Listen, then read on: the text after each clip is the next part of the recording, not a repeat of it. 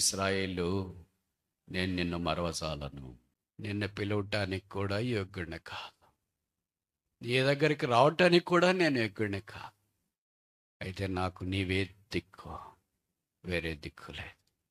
అందుకే నేను నలిగిన హృదయం గల వారి మధ్యలో నివసించాలని సంకల్పించిన. ఏ మంచి మీరు చూచారు? సగ్గింప, సాత్వికమా, దీనత్వమా, ఆశా నిగ్రహమా, చేయి చాపేదా, ప్రార్థన చేసేదే ఏమి చూసావయ్యా?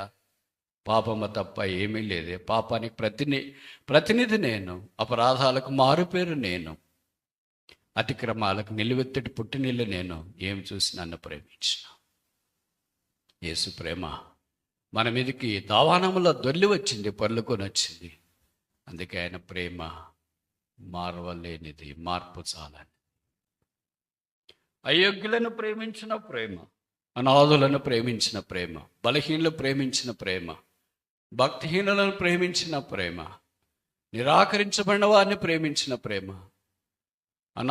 అభాగ్యులను ప్రేమించిన ప్రేమ, బడుగు బంధాలు లేని వారిని ప్రేమించిన ప్రేమ యేసు ప్రేమ, కల్వరి ప్రేమ, సిలువ ప్రేమ, అమూల్యమైన ప్రేమ, శాశ్వతమైన ప్రేమ, పరలోక ప్రేమ, కల్వరి ప్రేమ. అదే తరతరములుండే ప్రేమ. ఆయన మనల్ని ఎలాగ పడేస్తాడు, ఎలాగ నిరాకరిస్తాడు. ఇప్పుడు కీర్తనలను ఆధారం చేసుకుని సియోన్లో నుండి మన కొరకే సిద్ధపరచబడిన 5 ఆశీర్వాదాలు పరిగెరుకోవటానికి ప్రయత్నం చేస్తాం. మొదటిది కీర్తనలు.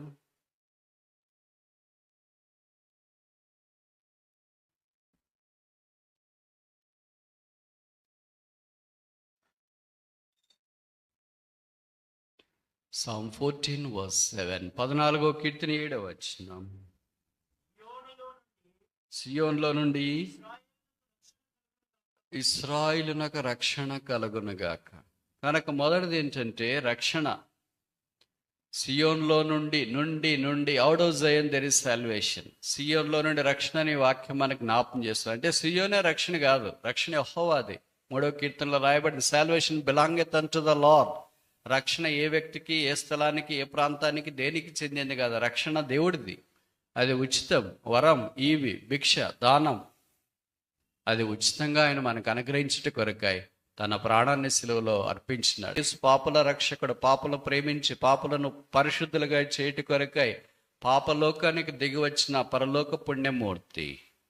ఆ శాంతమూర్తి అయిన యేసునందు విశ్వాసం వస్తే పాప క్షమాపణ, మారు మనస్సు, జీవితాలు మార్చబడతాయి. ఎండిపోయిన జీవితాలు వికసిస్తాయి. కారుణ్య కన్నీళ్ళన్నీ ఒక్కసారిగా తుడిచివేయబడతాయి. పగిలిపోయిన గుండెలు కట్టబడతాయి. ఆధ్యాత్మికమైన జీవితానికి పరాకాష్ట యేసునాథుడు. కారణం ఏంటంటే యేసు మనల్ని ప్రేమించి మన కొరకే శిలువ మీదకి వెళ్ళి మన పాపాలను ఆయన మోసుకున్నాడు. మన కొరకైన పాపముగా చేయబడ్డాడు. యేసు వ్యసనాక్రాంతుడిగా మార్చబడ్డాడు. యేసు స్వరూపమైనను సొగసైనను లేనివాడిగా చేయబడ్డాడు. యేసు ప్రభు వికారుడిగా మార్చబడ్డాడు.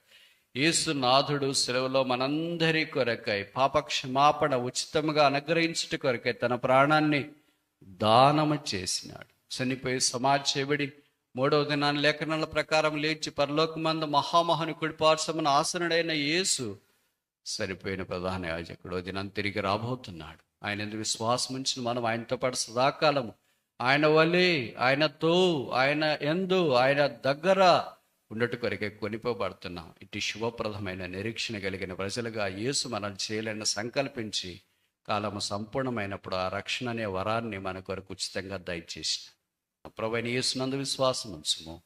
అప్పుడు నీవును నీ ఇంటి వారును రక్షణ పొందదు. అదే క్రొత్త జన్మ. అదే లేకుండా ఉంటే ఊరికి కొత్త సంవత్సరం వచ్చిందని హ్యాపీ న్యూ ఇయర్ అందరూ చెప్పుకుంటూ తిరుగుతుంటే నీ హృదయం హ్యాపీగా లేకుండా మిగతా వాళ్ళందరికీ హ్యాపీ అని నోడుతున్నట్టు చెప్పినంత మాత్రం హ్యాపీనెస్ ఏం రాదు. Happiness has to be originated from the heart, not from the lips. Happiness అంటే సంతోషం అనేది హృదయంతరంగంలో నుండి అగ్నిపర్వతం వలె, లావా వలె బయటికి పెళ్ళుకి రావాలి, కానీ పెదవుల మీద నుండి వచ్చే గాలి మీద ఉండకూడదు. రక్షణ చెప్పనశక్యమును మహిమాయుక్తమైన సంతోషం మానవ కోటికి ప్రసాదిస్తుంది. ఆ రక్షణ యేసునాథుడు, ఆయన పేరే రక్షకుడు. కనుక సియోన్లో నుండి యేసు ప్రభు వారు ఆ రక్షణ మన కొరకై సిద్ధపరిచినట్లు జ్ఞాపం చేయబడుతూ ఉంది. రెండవ చూస్తామా, కీర్తనలు.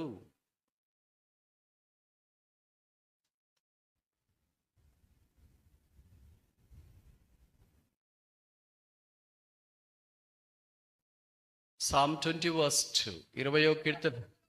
పరిశుద్ధ స్థలములో నుండి ఆయన నీకు సహాయము చేయనుగాక, సియోన్లో నుండి నిన్ను ఆదుకొనుగాక. The Lord shall defend the out of Zion. సియోన్లో నుండి ఆదుకొనను అంటే మూల భాషలో ఏం రాశారంటే the Lord shall be strength అంటుంది. సియోన్లో ఆయన నీకు బలముగా ఉండునుగాక, ఆధారముగా ఉండునుగాక. నంబర్ 1 ఈజ్ ఏ సాల్వేషన్, అక్కడ సియోన్లో రక్షణ ఉంది. నంబర్ 2 దెర్ ఇస్ స్ట్రెంగ్త్, ఆదుకొనుట ఉంది, బలం ఉంది.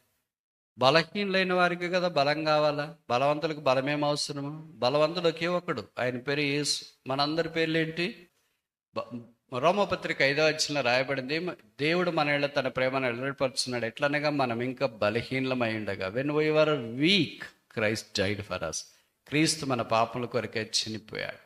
కనుక బలహీనులైన మనల్ని బలవంతులుగా చేయటి కొరకే బలవంతుడైన దేవుడు సిలువలో బలహీనుడిగా మార్చబడ్డాడు.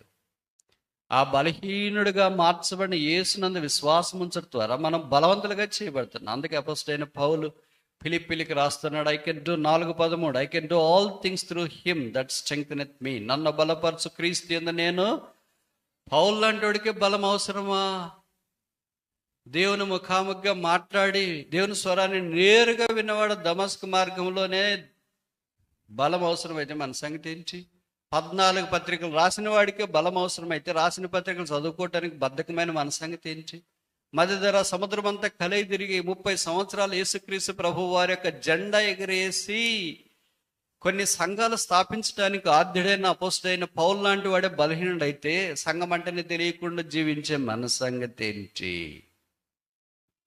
3 సువార్త దండయాత్రలు చేసి శిలువ కిరీటాన్ని ఆసియా అందంతటా ఎగరవేసిన పౌలు లాంటి వాడే బలహీనుడైతే సువార్త అంటేనే పరిచయం లేని మన సంగతి ఏంటి? ఎంతోమంది పూర్తికాల సేవకులను తయారు చేసి క్రీస్తు కొరకే రాణువారుగా ఘనమైన పాత్రలుగా సిద్ధపరిచిన వాడే బలహీనుడంటే మన ద్వారా ఎవరు తయారు కాకపోయినా ఉన్నోళ్ళంతా పాడైపోతుంటే మన సంగతి ఏంటి?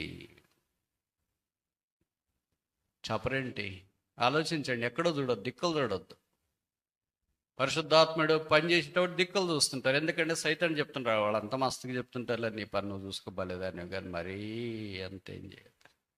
ఎందుకంటే నువ్వు లోబడతావేమో అని భయం. లోబడవని కూడా వాడికి తెలుసు, అందుకనే బయటకు వచ్చిన తర్వాత చూస్తామని అనుకుంటాడు. యేసు అందరిని ఎరిగినవాడు, యోహాను 2:24. అలాగే సైతాన్ని కూడా ఎరిగినవాడు. ఇప్పుడు సంగతి ఏంటంటే బలహీనమైన మనము బలవంతులుగా ఉన్నట్టు కొరకాయి బలవంతుడైన యేసు మనందరి కొరకాయ సిలువలో ఆ దౌర్బల్యత, బలహీనత అనుభవించిన. ఇప్పుడు బలహీనత అంటే ఏంటి? బలం అంటే ఏంటి? లోకంలో బలహీనత అంటే వేరుగా ఉంటుంది, బలం అంటే వేరుగా ఉంటుంది. బలం అంటే 4 ప్యాక్ 6 ప్యాక్ అనేటట్లు ఉంటారు బలవంతులు. అంటే ఏమనుకున్నా నా దగ్గరికి వస్తే ఎలాంటిదైనా అట్లా పరిష్కారం కావాల్సిందే. ఏ కేసులైనా ఏ సెటిల్మెంట్స్ అయినా మనం దాటి వెళ్ళే వాళ్ళు ఎవరు లేరు. అదే మన బలం. ఏమనుకున్నావు? అది భౌతికమైన బలం. ఆత్మీయమైన బలం అలా కాదు. పాపాన్ని ఎదిరించే శక్తి, పాపానికి లోబడని శక్తి, పాపాన్ని నిరోధించగల శక్తి. అబద్ధం చెప్పారంటే ఒకటేనా? ఆయన చెప్పమంటే ఆయన చెప్తానంటే అది బలహీనత. అబద్ధం ఆడ నేరం దేవుని బిడ్డని నేను, అది బలం. వాళ్ళని తిట్టు అంటే ఒకటే నా తిట్టేది, కావాలంటే కొట్టేసి వస్తుంది, అది బలహీనత. వాళ్ళని తిట్టంటే యేసు నోరు తెరవలేదు. అలా వాళ్ళు తిడుతున్నారు మిమ్మల్ని, అసలు ఏమనుకుంటున్నారు మీరు అంటే ఏమన్నది ఇట్ని బైబిల్లో రాయబడింది, యేసు నోరు తెరవలేదు. మనము ఎప్పుడు తెరవాలో అప్పుడు తెరవము, ఎప్పుడు మొయ్యాలో అప్పుడు మొయ్యము.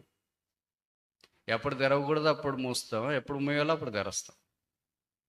అందుకనే భవిష్యత్ మనం ఇలాగుంటాం. మనకి యేసు అలాగ కాదు. యేసు ప్రభువుని గురించి ఆయన నోరు తెరిచి ఇలాగ బోధింపసాగి.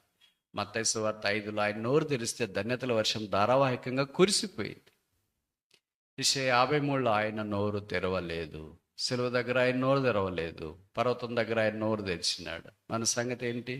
సిలువ దగ్గరికి వెళ్ళక ముందే కేకలేస్తారు, అమ్మో ఇలాగ జరిగిపోయింది, నన్ను కొట్టారు, నన్ను చేసినారు, ఏమనుకున్నారో వదిలేయండి, నేను చూస్తున్నా. అందుకే మన దగ్గరికి సిలువలు ఎందుకు వస్తాయంటారా? ఉరికే లెంటి డేస్ అని మనం అనుకోవాల్సిందే. సిలువే మన బలం. Cross is my strength. ఆ సిలువ శక్తికి దూరంగా ఉన్నంత దాకా నేను బలహీనండి. విచిత్రం ఏంటంటే మైకులు పగిలేటట్లు బోధిస్తున్నా, యూట్యూబ్లు బద్దలయ్యేటట్లు వాక్యాలు చెప్తూనే ఉంటాం. మళ్ళీ సిలువ లేకుండా మనుషులు సంఘాల్లో జీవిస్తూనే ఉంటారు. సిలువ లేకుండా అంటే ఉంగరానికి సిలువ వేసుకోండి, దండకి సిలువ వేసుకోండి, ఇంటికి సిలువ వేసుకోండి, స్టిక్కర్ సిలువ పెట్టుకోండి, బైబిల్కి సిలువ పెట్టుకోండి, ఇవి కాదు మేము చెప్పేది. యాత్రలో, జీవితంలో సిలువ కార్యసిద్ధి కావాలా. ఆ సిలువ జీవితంలో, ప్రవర్ధనలో, అనుదిన జీవితంలో కార్యసిద్ధి కాకపోతే మనం ఇంకా బలహీనలమే, మనం ఇంకా రోగులమే, మనం ఇంకా నిద్రిస్తున్న వారమే. దైవవాక్యం వారిలో నిక్షిప్తమై ఉంటుంది. వారు యేసు రాకడి కొరకు పరితపించి ఎదురు చూచేవారిగా ఉంటారు. మన జవాబు ఏంటి?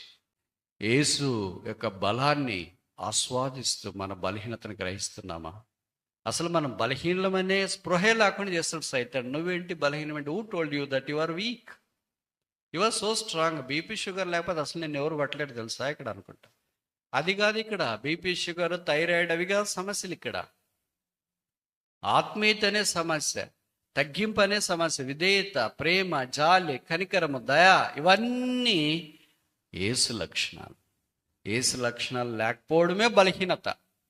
ఇంకోసారి చెప్పనా, the depletion of the virtues of a divine Christ is none other than our is weakness.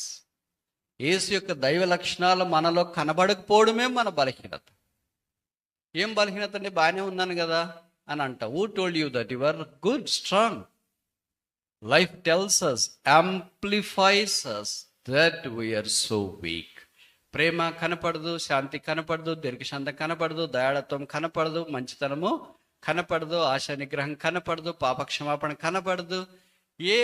యేసు యొక్క లక్షణాలు ఒక్కటి కూడా కనపడకపోతే మనం యేసు వలె ఎలాగ బలవంతులమవుతాం? కాదు కదా, బలహీనలమే కదా. మరి నేను అలాగ బలహీనలే, నా ఆధారం నేను ఉంటాను అంటానికి కాదు. బలహీనలు బలపరచడానికి యేసు ప్రభు వారి భూమి మీదకి వచ్చిన. అందుకే పౌలు అపోస్తలుడు తిమోతికి రాస్తున్నాడు, నా కుమారుడా, క్రీస్తు యేసునందు కృపచేత be strong in the grace. నెహెమ్యాలో రాయబడింది 8వ అధ్యాయం 20వ వచనం అనుకుంటా కదా, యెహోవాను ఆనందించడం వల్ల మీరు బలము పొందేదరు. Christ is our strength. క్రీస్తే మన బలం.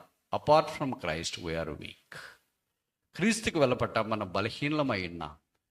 ఎన్ని దినాలు మనము క్రీస్తుకు వెళ్ళపడ్డ జీవిస్తూ ఉన్నాం అంటే, బైబిల్ చదువుతున్నాం, ప్రార్థన చేస్తున్నాం, సహవాసంకి వస్తున్నాము.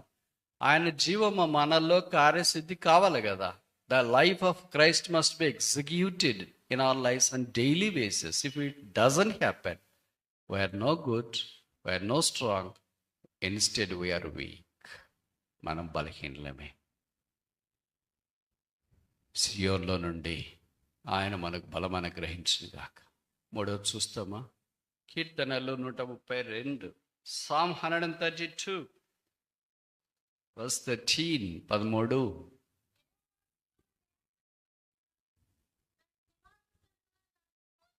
చాలు, ఏర్పరచుకొని ఉన్నాడు, కోరుకొని ఉన్నాడు. ఏరుకున్నాడు, కోరుకున్నాడు. ఈ రెండో పదజాలాలు మనకు తెలియజేస్తున్నాయి దేవుని యొక్క సార్వభౌమ అధికారాన్ని. The lord hath chosen జయోన్. దీనికి మనం అర్థం చేసుకోవటానికి, గుర్తుపెట్టుకోవటానికి సెలెక్షన్ అనే ఒక పదం వాడదాం. There is selection out of Zion. సియోన్లో నుండి ఆయన ఎన్నిక కోరుకుంటాం. మామూలు మన భౌతికమైన విషయాలు ఏది కోరుకోకుండా తీసుకో. మీరు బట్టలు తీసుకోవాలని అనుకున్నారు అనుకోండి, షాప్కి వెళ్ళిన తర్వాత ఏదో ఒకటి ఇచ్చేయని అన్న చూసి అంటారా? వాడికి తలనొప్పి వచ్చి టీ తెప్పించుకొని దాకా మీకు టీ ఆఫర్ చేస్తారు. మీరేమనుకుంటుంటారు, మేమంటే ఎంత ఇష్టం ఆ షాప్ వాళ్ళకి, పోయిన వెంటనే టీ తెప్పిస్తారు. కాదు, మీరు వచ్చినారని వాళ్ళకి తలనొప్పి వచ్చింది. అంటే చాయిస్, వైడ్ చాయిస్, స్టార్టింగ్ నుండి ఎండింగ్ దాకా. మీరు వెళ్ళిన వెంటనే వాళ్ళు రండి మేము అంటుంటే మీరు చాలా ఉబ్బిపోయిపోతారు. అబ్బా, మనల్ని ఇంత ట్రీట్ చేస్తున్నారు ఏంటి అని. అప్పుడు మెల్లగా ఇంకో ప్రశ్న మాట అడుగుతారు, మేము ఏ రేంజ్లో కావాలి మీకు? 5,000 నుండి 10,000, 5,000 అండ్ అబవ్, 5,000 అండ్ అబవ్ రే, ఎక్కడా తీసుకెళ్ళి పైన 3వ ఫ్లోర్కి తీసుకెళ్ళని చెప్తాడు. ఆడ 1,000 రూపాయలు అంటే అక్కడే ఉంది చూడండి మేడం, మెరుగోండి అడిపోతే కనిపిస్తుంది. 1,000 రూపాయల ట్రీట్మెంట్కి, 5,000 ట్రీట్మెంట్కి, 10,000 ట్రీట్మెంట్కి, పెళ్లి ట్రీట్మెంట్లకి అక్కడే మీరు తేడా చూస్తారు గేడ దగ్గరే. అక్కడికి వెళ్ళిన తర్వాత మిమ్మల్ని కూర్చోబెట్టి మీకు కూల్ డ్రింక్స్ ఇచ్చి, టీలు ఇచ్చి, అది చేసేటప్పటికి ఆ లైట్లు ఉన్న మాటలకి మీరంతా మెస్మరైజ్ అయిపోయి ఏది తీసుకోవాలి అది కాకుండా ఏది అనవసరమో దాన్ని తీసుకొని బయటకు వస్తారు. వచ్చిన తర్వాత ఇంట్లో పగలపూట ఇరుగు పొరుగు వాళ్ళు వస్తే దాన్ని చూపిస్తూ ఉంటాం. మనం మామూలుగా చూపించుకోకుండా ఉండం కదా. కానీ ఇది తీసుకొని వచ్చినా ఎట్లుంది చూడండి, అయ్యో ఏంటి ఇది ఇలాగైపోయింది, ఒకసారి ఇలాగా టచ్ చేసి అటు ఇది రబ్ చేస్తేనే ఒక రకంగా అయిపోయింది. టెక్స్చర్ బాగుంది అనుకున్నానే, క్లాత్ బాగుందని అనుకున్నానే, డిజైన్ బాగుందని అనుకున్నానే, అక్కడ షాపులో బాగుంది, ఇక్కడ బాగలేదు, ఒక్కొక్కకే పోయింది.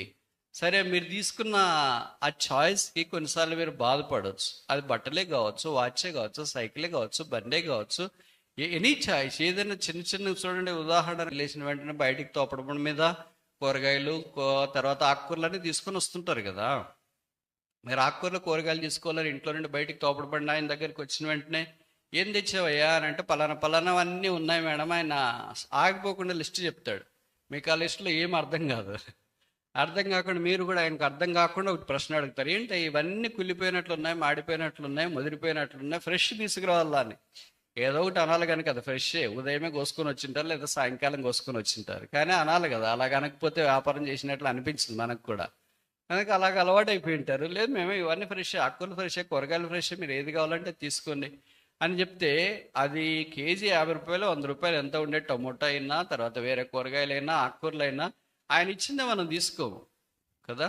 సిస్టర్స్ ఏం చేస్తారు, వాళ్ళే ఏరుకుంటారు, వాళ్ళే ఇది ఏరుకొని బాగుందని మళ్ళీ దాన్ని ఇది బాగాలేదని పక్కన పెడతారు. మీ కళ్ళకి బాగా కనిపించింది, మళ్ళీ మీద ఇది బాగాలేదా, మళ్ళీ ఇంకోటి పట్టుకుంటారు. తిరిగి అన్నీ మార్చేటప్పటికి ఫస్ట్ ఏది ఏరుకున్నారు అదే ఏరుకుంటారు. మీరు చూడండి, this is true, this is called the theory of probability అని అంటారు.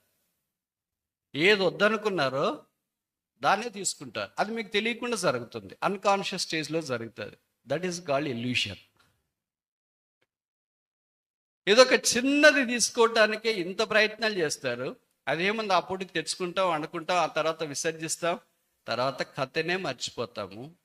అయితే మనలాంటి పాపలను ఎన్నిక చేసుకోవటానికి కొరకు యేసునాథుడు జగదుత్పత్తి మొదలుకొని వధించబడిన దేవుని గొర్రె పిల్లకి ఇష్టపడు.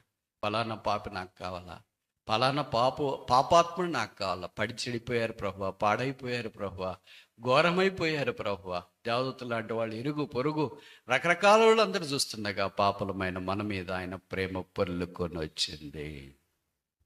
అందుకే ఆయన మనల్ని ఏర్పాటు చేసుకున్నాడు. ఈ చాయిస్ ఈజ్ మ్యాగ్నానిమస్. అపోస్తలుడైన పౌలు దీన్నే రాస్తూ కొరింథీయులకు రాస్తూ మొదటి పత్రిక అన్నాడు, ఆ జ్ఞానులను సిగ్గుపరచడానికి ఆ జ్ఞానులను ఎన్నుకున్నాడు, బలవంతులను సిగ్గుపరచడానికి బలహీనులు ఎన్నుకున్నాడు, తర్వాత గొప్పవాన్ని సిగ్గుపరచడానికి ఘనహీనులను ఎన్నుకున్నాడు, నీచులు బేస్ పీపుల్ని ఆయన ఎన్నుకున్నాడు. వాక్యంలో రాయబడుతూ వచ్చి మనకంటే నీచులు ఎవరున్నారు, మనకంటే అజ్ఞానులు ఎవరున్నారు, మనకంటే బలహీనులు ఎవరున్నారు, మనకంటే నిరాకరించబడిన వారు ఎవరున్నారు. ఆయన ఎన్నిక, ఆయన చాయిస్, ఆయన సెలెక్షన్ మన దగ్గరికి వచ్చి మీరు తిని పడేసేదాని కొరకే, కట్టుకొని వదిలేసేదాని కొరకే ఎంత టైం స్పెండ్ చేస్తారు కదా. దాన్ని చూసుకొని బట్టలు కావాలి, కూరగాయలు కావాలి, చెప్పులు కావాలి, వాచ్ కావాలి, పుస్తకాలు కావాలనే దానికి ఎంతో సమయం వెచ్చించి అది క్రైమ్ తక్కువ వచ్చేటట్టు చూస్తారు కదా. యేసునాథుడు ఆయన మహిమలో మనం ఉండున్నట్లుగా ఆయన మనల్ని ఎన్నుకున్నాడు.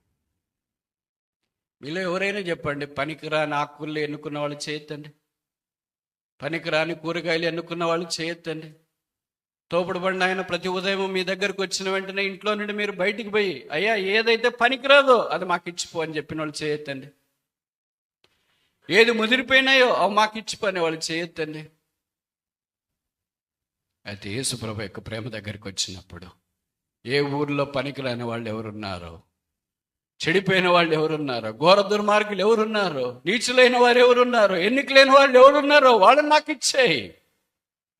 అయ్యయ్యో, ఈ ప్రేమను ఏమని వర్ణించగా. మనం దేనికి యోగ్యులం కదా. లోకంలో ఏ వ్యక్తి ఎక్కడ చూసినా నీచమైనది, అయోగ్యమైనది, అజ్ఞానమైనది, ఎన్నికలేనిది ఏది ఎన్నుకోరు. ఎంఎన్సి కంపెనీలు ఉన్నాయి కదా, పిల్లలు చదువుకున్న తర్వాత వారికి ఉద్యోగాలు కావాలంటే ఎలాంటి వాళ్ళని ఎన్నుకుంటాడు. ఎవడు ఫెయిల్ అయినాడు అంతా మా దగ్గరికి రండి అంటారా? 0 పాస్ అయినాడు సబ్జెక్టులు పెట్టుకోండి మా దగ్గరికి రండి అంటారా? అలాగ అనరు కదా. వాళ్ళకి క్రీమ్ కావాలా, క్యాంపస్కి వచ్చినా కూడా టాలెంట్, మెరిట్ కావాలా, అలాంటి వాళ్ళని వాళ్ళు ఎన్నుకుంటారు. ఐరన్ సైడ్ అని ఒక భక్తుడు ఇలాగ అన్నాడు, grace is the opposite of merit. కృప అనేది మెరిట్కి వ్యతిరేకం. ఎంత వ్యతిరేకం? 180 డిగ్రీల వ్యతిరేకం. కృప ద్వారా మనం ఎన్నిక చేయబడ్డా. ఆయన మనల్ని ఎన్నిక చేసుకున్నాడు. భూమి మీద ఉన్న మట్టి పురుగులమైన మనం ఏదైనా ఎన్నిక చేసుకోవాలంటే ఎంతో ప్రయాసపడి దాని కొరకు చాయిస్ సెలెక్ట్ చేసుకోవటానికి ప్రయత్నం చేస్తాం. అది తిరిగి మనం డిస్కార్డ్ చేయొచ్చు. అద్దాలు బాగున్నాయని తీసుకున్నా, బాగాలేకపోతే నేను పడేయచ్చు. చెప్పులు బాగున్నాయని తీసుకున్నా, బాగాలేకపోతే పడేయచ్చు. వాచ్ బాగుందని తీసుకున్నా, బాగాలేకపోతే పడేయచ్చు. బట్టలు బాగున్నాయని తీసుకున్నా, నచ్చకపోతే పడేయచ్చు. అయితే మనలాంటి వారిని బాగున్నామని తీసుకున్న తర్వాత how can you dump us? How can you abandon us? ఆయన మనల్ని ఎలాగ పడేస్తాడు, ఎలాగ నిరాకరిస్తాడు? బైబిల్లో రాయబడింది, ఇశ్రాయేలు నేను నిన్ను మరవజాలను. మరవను వేరే, మరవజాలను వేరే. మరవను అనేది ఎవడైనా మాట్లాడే జనరల్ కాన్సెప్ట్. మరవజాలను అంటే that is impossibly negative positive. యేసుక్రీస్తు ప్రభువు వారు మనల్ని అలాగ ప్రేమించారు. సావరెన్ సెలక్షన్, ఆయన ఎన్నిక మానవాతీతమైన మమ్మల్ని రక్షించడానికి, రక్షణ మార్గంలో ఉండనట్లుగా మొదటిని బల చూపించడానికి ఏ మంచి మీరు చూచారు? సగ్గింప, సాత్వికమా, దీనత్వమా, ఆశా నిగ్రహమా, చేయి చాపేదా, ప్రార్థన చేసేది ఏమి చూసావయ్యా? పాపమ తప్ప ఏమీ లేదే. పాపానికి ప్రతినిధి నేను, అపరాధాలకు మారుపేరు నేను, అతిక్రమాలకు నిలువెత్తటి పుట్టినీళ్ళు నేను. ఏమి చూసి నన్ను ప్రేమించిన యేసు ప్రేమ మన మీదకి దావానములో దొర్లి వచ్చింది, పొర్లుకొని వచ్చింది. అందుకే ఆయన ప్రేమ మారవలేనిది, మార్పు చాలని. అయోగ్యులను ప్రేమించిన ప్రేమ, అనాథులను ప్రేమించిన ప్రేమ, బలహీనలు ప్రేమించిన ప్రేమ, భక్తిహీనులను ప్రేమించిన ప్రేమ, నిరాకరించబడిన వారిని ప్రేమించిన ప్రేమ, అభాగ్యులను ప్రేమించిన ప్రేమ, బడుగు బంధాలు లేని వారిని ప్రేమించిన ప్రేమ యేసు ప్రేమ, కల్వరి ప్రేమ, శిలువ ప్రేమ, అమూల్యమైన ప్రేమ, శాశ్వతమైన ప్రేమ, పరలోక ప్రేమ, కల్వరి ప్రేమ. అదే తరతరములుండే ప్రేమ. ఆ ప్రేమ స్వరూపైన యేసుకు మన స్పందన ఏంటి? ఎన్నిక చేసుకున్నారంటే ఒక ఉద్దేశం ఉంటుంది కదా. మీరు కళ్ళద్దాలు తెచ్చుకున్నారంటే ఏమని ఉద్దేశం? కళ్ళజోడు పెట్టుకోవాలని. బట్టలు తెచ్చుకున్నారంటే ఏమని ఉద్దేశం? ధరించాలని. కాళ్ళకు చెప్పులు తెచ్చుకున్నారంటే ఏమని ఉద్దేశం? కాళ్ళకు ధరించాలని ఉద్దేశం కొరకే తెచ్చుకుంటారు. ఆ మధ్యలో ఒకళ్ళు ఇలాగ నాకు మెసేజ్ పెట్టారు. ఏమనంటే, in some of the people's life there is no meaning. కొంతమంది ప్రజల జీవితాల్లో అర్థం లేదు, లేదా కొంతమంది ప్రజల జీవితాలకు అర్థం లేదు అనేటట్లు పెట్టారు. అట్టు కాదు కదా. బైబిల్ ఏం మనకు సెలవిస్తుందంటే, మనందరి విషయం ఆయన తలంపుల మోగం. మనం ఎలాంటి వాళ్ళమైనా సరే హిస్ థాట్స్ ఆర్ హైయర్. ఆయన తలంపులు ఉన్నతమైనవి, ఎత్తైనవి. మరి ఆయన తలంపుల దగ్గరికి మనం వచ్చినప్పుడు ఎలాగున్నా మనల్ని ఆయన ఎన్నిక చేసుకునేది ఒక ఉద్దేశంతో కదా. 5 నిమిషాలు గాలి ఆపితే అయిపోయి ఎగిరిపోతాం బుడగల వలె. ఎంత ఎక్సర్సైజ్ చేసినా, ఎంత ఆర్గానిక్ ఫుడ్ తిన్నా, ఎన్ని రోజులు ఉదయం సాయంకాలం వాకింగ్ చేసినా, ఎన్ని రకాలుగా నువ్వు పద్ధతులన్నీ చేసుకున్నా 5 నిమిషాల గాలికి ఎగిరిపోతామే. నీళ్ళు లేకపోతేనే ఎగిరిపోతామే, అన్నం లేకపోతేనే ఎగిరిపోతామే. ఈ బుడగ లాంటి జీవితానికి, గడ్డిపూస లాంటి జీవితానికి, గాలి వల్లే ఎగిరిపోయే లాంటి జీవితానికి సార్థకత కలిగించిన లోకనాథుడు యేసు. ఆ యేసు మన పక్షాన తలంచిన ఉద్దేశాలు ఎంతమాత్రం మనం కొనసాగిస్తాం. 3వది చూస్తాము, 4వది చూస్తామా? కీర్తనలు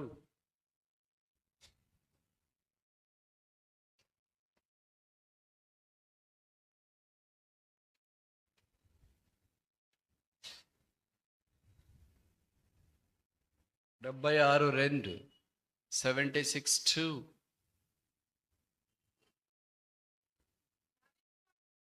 షాలేములో ఆయన గుడారం ఉన్నది, సియోన్లో ఆయన. ఇప్పటిదాకా 4 చూస్తున్నాం. మొదటిది సియోన్లో సాల్వేషన్ ఇన్ జయోన్, రెండవది స్ట్రెంగ్త్ ఇన్ జయోన్, సియోన్లో బలం, మూడవది సెలెక్షన్ ఇన్ జయోన్, సియోన్లో ఎన్నిక ఏర్పరచుకుంటూ, 4వది శాంక్చురీ ఇన్ జయోన్, సియోనులో గుడారం ఉన్నది. గుడారం ఎందుకు వేస్తారు?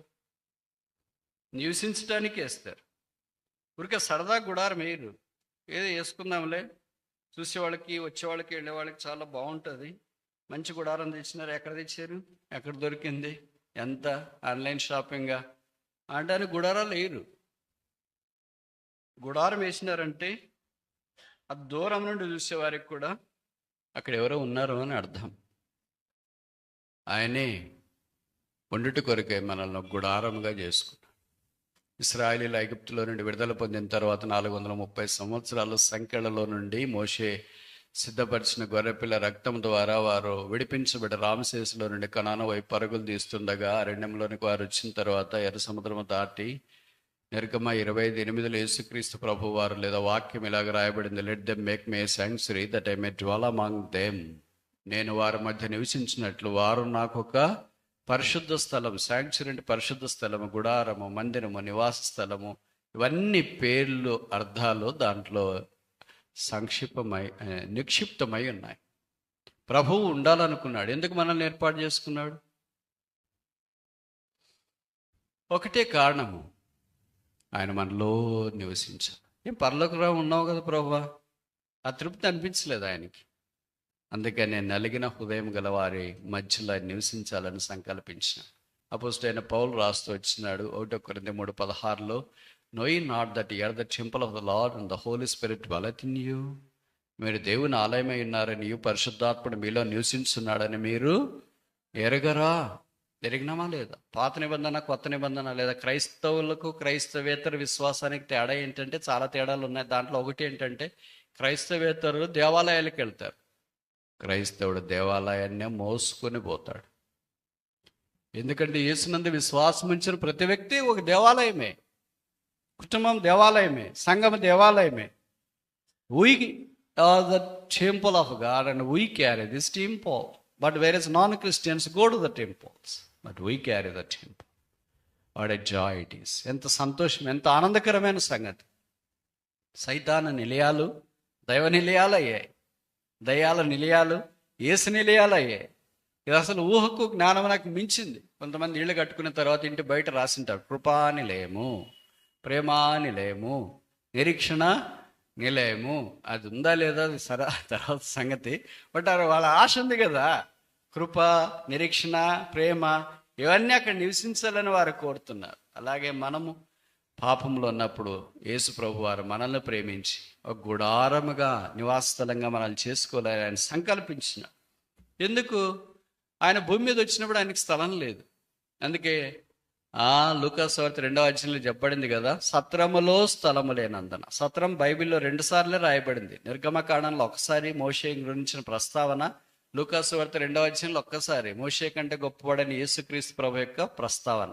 సత్రాలు ఎవరి కొరకు? ఇళ్ళు లేని వారికి, దారమిడి వెళ్తున్న యాత్రికుల కొరకు, ప్రయాణికుల కొరకు. వాళ్ళకి ఇళ్ళు ఉండదు కనుక, గుడారాలు ఉండవు కనుక ఏదో సత్రాలు నిర్మించింటే ఊరికి వెలపట ఆ సత్రాల్లో రాత్రి విశ్రాంతి తీసుకుని తిరిగి ఉదయకాలం వారి ప్రయాణాన్ని కొనసాగించేవారు. యేసు ప్రభు వారికి భూమి మీద మనుషుడు సత్రంలో కూడా స్థలమీ లేకపోయాడు.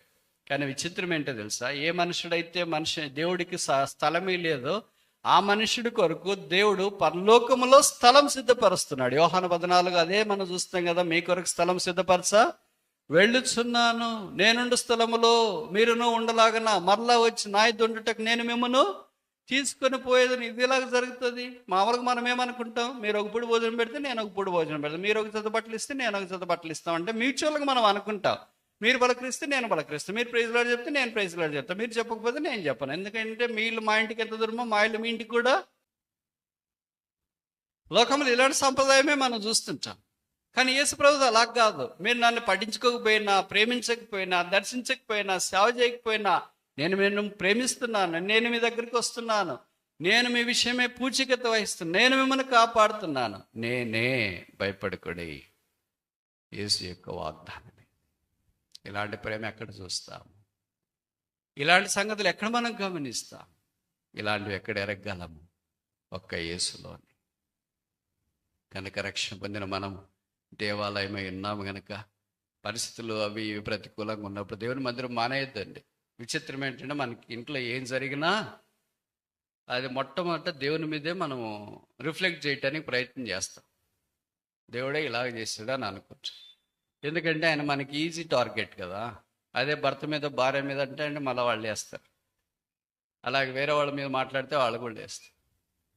అందుకని కొంతమంది చెప్తుంటారు ఎక్కడ నేను వెళ్తే, బ్రదర్ మా సంఘంలో చాలా ప్రాబ్లమ్స్ ఉన్నాయని. సమస్యలు సంఘాల్లో కాదు ఉండేది, కుటుంబాల్లో. ఆ సమస్యలు తీసుకొని వచ్చి, అంటే కుటుంబాలే కదా సంఘాలంటే. ఇంకో మాటలో చెప్పాలంటే సంఘంలోని కుటుంబాలు వస్తేనే కదా, లేకపోతే సంఘం ఎలాగైతే ఇది ఊరికే బిల్డింగ్ అంట. ఆ కుటుంబాలు ఇక్కడికి వస్తే కనుక వాళ్ళ పోట్లాట్లన్నీ సంఘంలో రుద్దటానికి ప్రయత్నం చేస్తారు. అప్పుడు ఏమొస్తుందంటే సంఘములో ప్రాబలం, సంఘములో కాదు ప్రాబలం, కుటుంబములో ప్రాబలం. కుటుంబం బాగుంటే సంఘాలు బాగుంటాయి, కుటుంబాలు బాగుండాలంటే వ్యక్తులు బాగుండాలి, వ్యక్తులు బాగుంటే కుటుంబాలు బాగుంటాయి, కుటుంబాలు బాగుంటే సంఘాలు బాగుంటాయి, సంఘాలు బాగుంటే సమాజం బాగుంటుంది, సమాజం బాగుంటే రాబో తరం బాగుంటుంది. మనం ఎలాంటి తరాన్ని సిద్ధం చేస్తున్నాం ప్రభు కొరకు? What is our next generation? పోట్లాడి జనరేషనా? ఆధ్యాత్మికమైన జనరేషనా? షాలేములో ఆయన గుడారం ఉంది సియోన్లో, ఆ షాలేములో ఆయన ఆలయం ఉంది, సియోన్లో ఆయన గుడారం ఉంది. ఆయనే గుడారం. ఆయనకి నివాసం లేనివాడుగా ఆయన అటు ఇటు తిరుగుతున్నాడంట. నా హృదయం నన్ను ఎవరు స్వీకరిస్తారు? ఎవరి హృదయంలో, ఎవరి ఇంట్లో, ఎవరి మందిరం సమాజంలో నాకు స్థలం ఇస్తారు? నేను చెప్పే మాట కాదు, బైబిల్ నేను రాశాను. చూడండి, మీ దగ్గర బైబిల్ ఉంటే మాటలు చూడండి. ఇర్మియా గ్రంథం 14వ అధ్యాయం 8వ వచనం. Jeremiah chapter 14:8. ఇశ్రాయేలు నాకు ఆశ్రయుడా, కష్టకాలమున వారికి రక్షకుడా, మా దేశంలో నీవేళ పరదేశివలే ఉన్నావు. ఎలాగున్నాడంట? గుడారము వేయు ప్రయాణికుని వలె ఉన్నాడు. తర్వాత చాలు సిస్టర్, పరదేశి వలె ఉన్నాడు. పరదేశికి కదా సత్రం కావాలా, మరి ఇప్పుడు ఆయన గుడారం కావాలి కదా. ఆయన పరదేశిగా మన మధ్య సంచరిస్తున్నాడంట. ఒక యాత్రికుని వలె, ఒక ప్రయాణిస్తున్న వలె గుడారం కొరకైనా సంచరిస్తున్నాడండి. ఎవరింటికి వెళ్ళాలా, ఎవరు నన్ను పిలుస్తారు అని. అందుకే ప్రసంగం గమనించండి, ప్రకటనలో రాయబడింది కదా, ఇదిగో నీ తలపు ఎదుట నిల్చుండి తట్టుచున్నాను, ఎవడైనను ఆయన ప్రయాణస్తుని వలె వచ్చి తలుపు తడుతున్నాడు, ఆయన ఒక యాత్రికుని వలె వచ్చి తలుపు తడుతున్నాడు, ఒక పరదేశి వలె వచ్చి తలుపు తడుతున్నాడు. ఆయనకు విశ్రాంతి కావాలా? ఎవరు నాకు విశ్రాంతి ఇస్తారు? ఏ హృదయం, ఏ కుటుంబం, ఏ మందిరం ఎవరిస్తారు? గుడారం అంటే అది విశ్రాంతి కలిగించేస్తారు. అయితే గుడారంలో కొంతమంది విశ్రాంతి కలిగించడానికి ఇష్టపడేవాళ్ళు ఉన్నారు.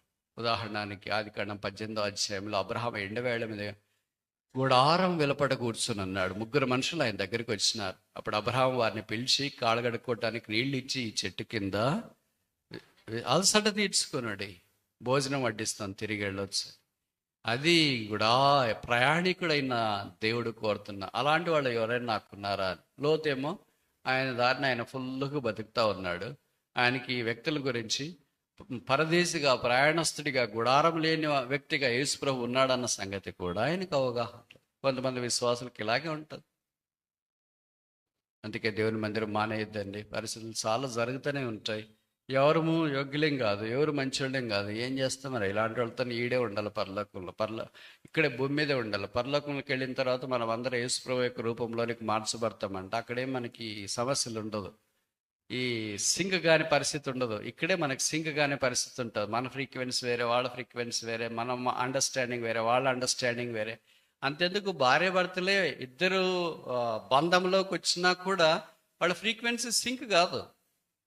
కాకపోతే మరి ఎందుకు బతుకుతున్నారంటే 3 కారణాలు చెప్తారు. 90% బిలీవర్స్ సంగతి నేను చెప్తున్నా, అవిశ్వాసం గురించి కాదు. మొదటి కారణం ఏమో, దేవుడిని బట్టి బతుకుతున్నాము. రెండవ కారణం, పిల్లలు ఉన్నారు కదా, సమాజంలో ఏమంటారు అని. మూడవ కారణం, సమాజం కొరకు బతుకుతాం.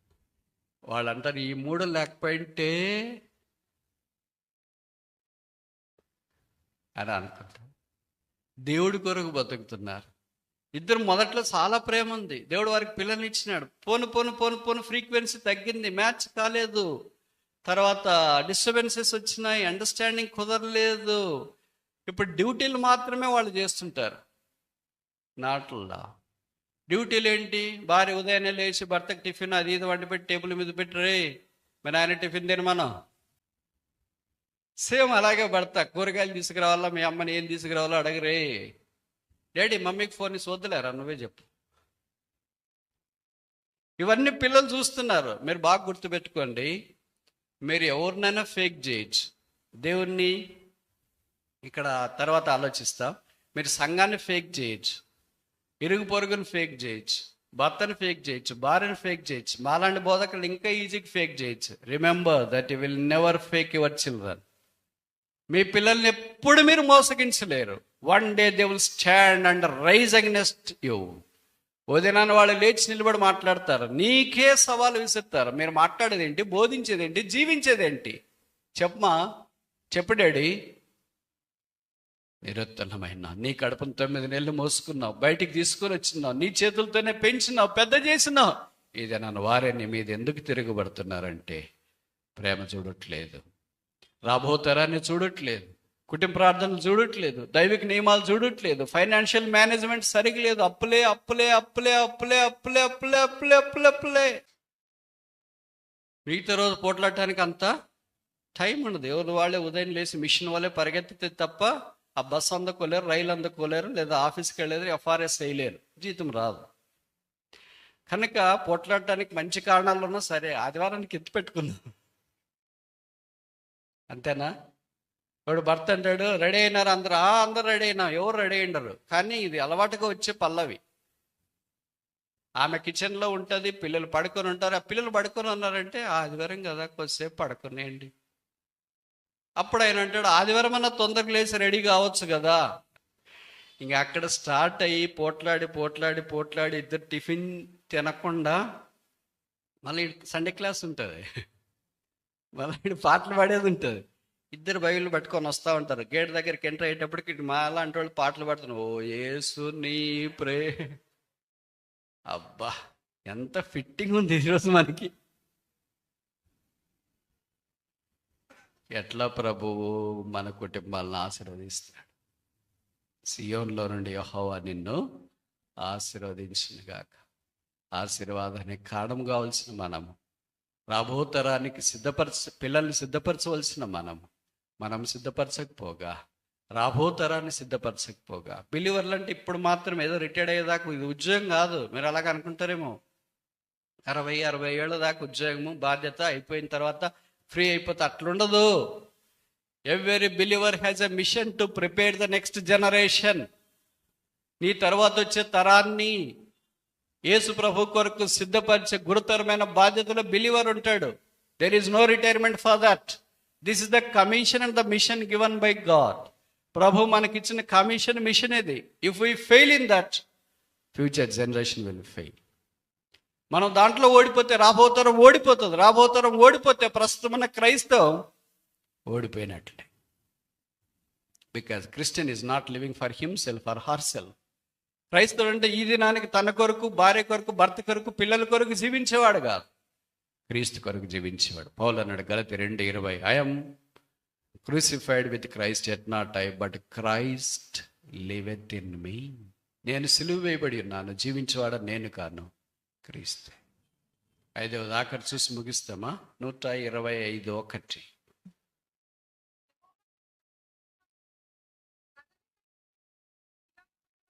కదలక నిత్యము నిలుచు సియోను కొండవలే. ఇప్పటిదాకా ఎన్ని విషయాలు చెప్పాం? సియోన్లో నుండి ఆశీర్వాదాలు 4. మొదటిది ఏంటి? రక్షణ. రెండవది ఏంటి? మొదటి సాల్వేషన్, రెండవ స్ట్రెంగ్త్, బలము. మూడవది సెలెక్షన్, ఎన్నిక. 4వది శాంక్చురీ, పరిశుద్ధ స్థలం, గుడారం. 5వది ఆఖరిది స్టెబిలిటీ, స్థిరత్వం. పర్వతం ఎలాగుంటుంది? ఎన్ని జేసీబీలు తెస్తారు మీ ఊర్లో నుండి పర్వతం తొలగించడానికి?